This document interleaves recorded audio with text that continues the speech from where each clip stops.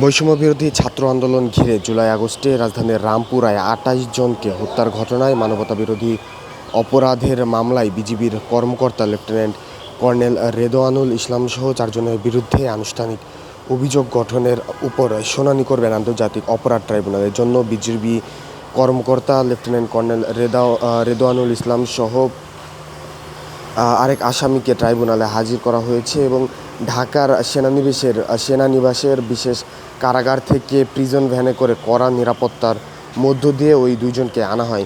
এ মামলায় ৪ জনের বিরুদ্ধে আনুষ্ঠানিক অভিযোগ গঠনের উপর শুনানি করবে প্রসিকিউশন।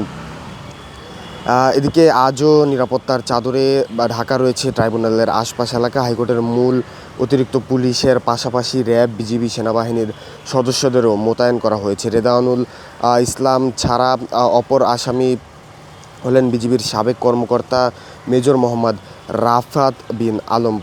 পলাতক আসামিরা হলেন ডিএমপির খিলগাঁও অঞ্চলের সাবেক অতিরিক্ত উপকমিশনার এডিসি মোহাম্মদ রাশেদুল ইসলাম ও রামপুরা থানার সাবেক ভারপ্রাপ্ত কর্মকর্তা ওসি মসিউর রহমান।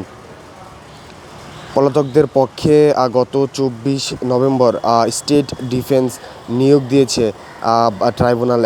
ওই দিন দুই সেনা কর্মকর্তার হয়ে আইনি লড়াই করেন সুপ্রিম কোর্টের আইনজীবী মাসুদ সালাহউদ্দিন। তিনি নিজে ক্লায়েন্টদের সশরীরে হাজির না হয়ে ভার্চুয়ালি শুনানি বা হাজিরার আবেদন করেন। তবে এ বিষয়ে আজ শুনানি হওয়ার কথা রয়েছে। ২৪ নভেম্বর বিচারপতি মোহাম্মদ শফিউল আলম মাহমুদের নেতৃত্বাধীন ২ সদস্যের আন্তর্জাতিক অপরাধ ট্রাইব্যুনাল একে আদেশ দেন। অন্য সদস্য হলেন অবসরপ্রাপ্ত জেলা ও দায়রা জজ মোহাম্মদ মহিতুল হক এনাম চৌধুরী। ট্রাইব্যুনালে প্রসিকিউশনের পক্ষে শুনানি করেন প্রসিকিউটর মিজানুল ইসলাম, সঙ্গে ছিলেন প্রসিকিউটর মইনুল করিম, প্রসিকিউটর তারেক আবদুল্লাহ। আসামি পক্ষে ছিলেন আইনজীবী মাসুদ সালাউদ্দিন। আসামি পক্ষে মামলার পরবর্তী শুনানি সশরীরে হাজির না হয়ে ভার্চুয়ালি করার আবেদন করা হয়েছে। তবে এ বিষয়ে শুনানির জন্য আসামি পক্ষের মামলার পরবর্তী শুনানি সশরীরে হাজির না হয়ে ভার্চুয়ালি আবেদন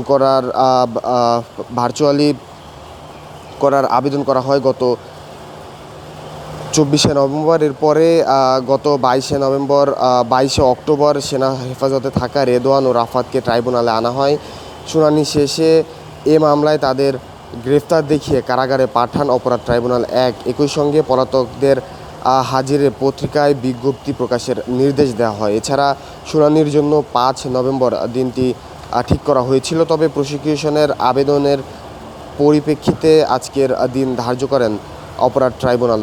গত ২৬ অক্টোবর আদেশটি দেওয়া হয়। প্রসঙ্গত, জুলাই আগস্টে ছাত্র জনতার আন্দোলনের সময় দেশজুড়ে ব্যাপক হত্যাযজ্ঞ চলেছে। এর মধ্যে রামপুরায় নিহত হয়েছেন ২৮ জন, আহত হয়েছেন আরও অনেকে।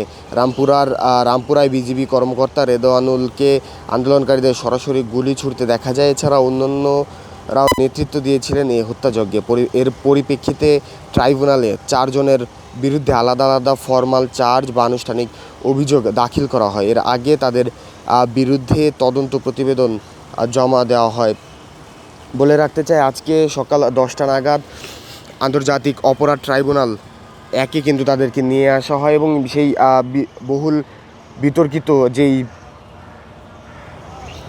শীতাতাপ নিয়ন্ত্রিত যেই কারাভ্যান রয়েছে সেটিতে করেই কিন্তু তাদেরকে নিয়ে আসা হয়। এবং আমরা দেখেছি নিয়ে আসার পরে এই অপরাধ ট্রাইব্যুনাল এলাকা এবং অপরাধ ট্রাইব্যুনাল যে গেট রয়েছে সেই গেটের আশেপাশের এলাকা কিন্তু কঠোর নিরাপত্তা জোরদার করা হয়।